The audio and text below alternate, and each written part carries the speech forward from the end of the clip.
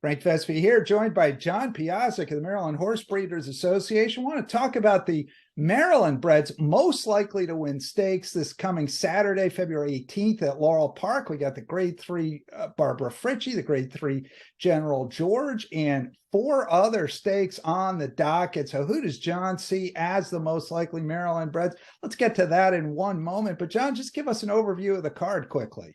Going to be a great day of racing. It's always the highlight of the Laurel Park winter season, and this year is no exception. As you said, 6 stakes, 16 Maryland-breds have been entered, including 5 in the John Campbell and Miracle Wood, and also, as we'll get to in a moment, the queen of all Maryland-breds.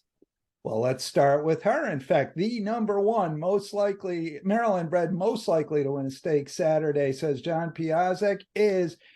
This one coming off a strong outing last time, a little bit of a bounce back after she kind of threw in a clunker the race before, but she's won 3 of 4, and it's been about as good a claim as you could hope for trainer Jerry Robb.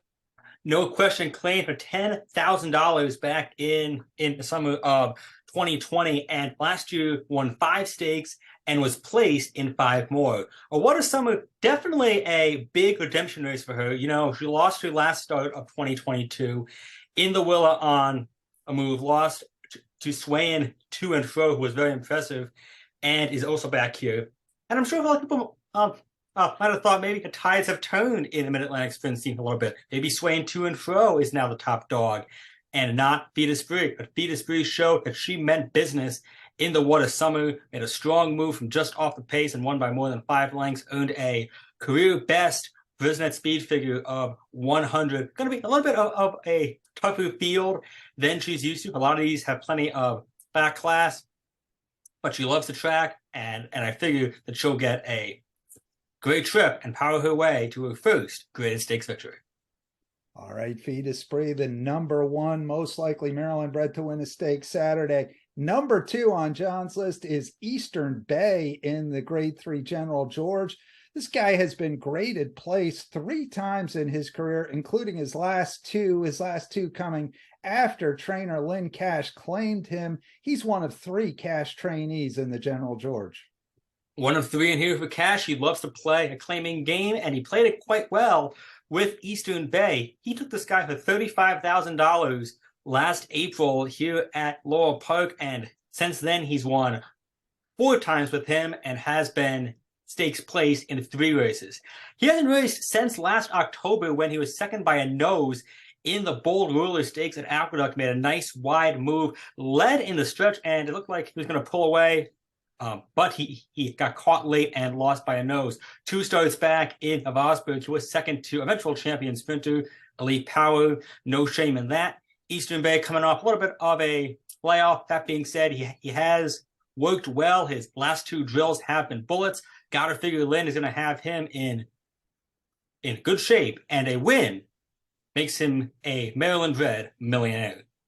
All right, Eastern Bay, the second most likely winner among the Maryland-breds, is coming Saturday at Laurel Park. Number 3 on the list, let's go back to another Lynn Cash trainee, this one in the John Campbell Stakes, and that's going to be Plot the Dots. Plot the Dots entering off a bit of a clunker last out after a sharp score in the Jennings January 21st.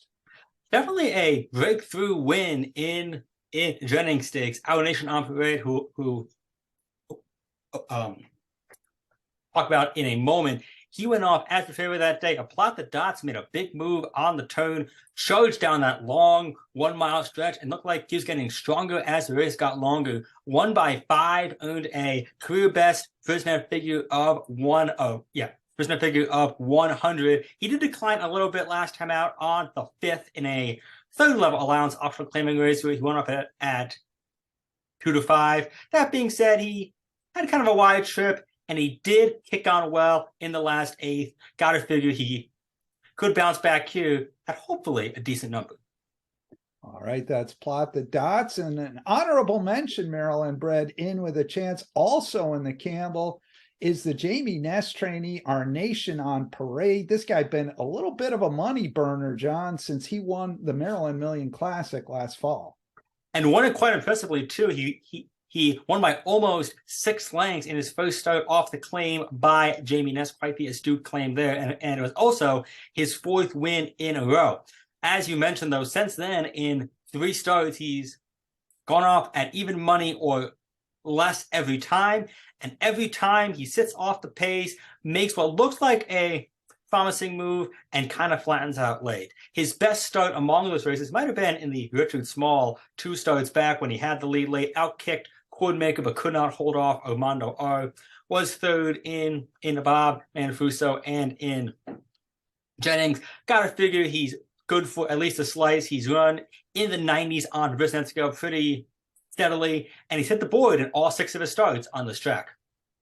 All right, couple storylines to keep an eye out for Saturday. Edith Spree looking for her first graded stakes win, which would be good company to keep for a one-time $10,000 claimer. Eastern Bay looking to go over $1 million in career earnings.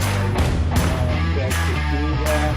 You can follow John's picks every day while racing at Laurel Park on racingbiz.com. John, good luck Saturday.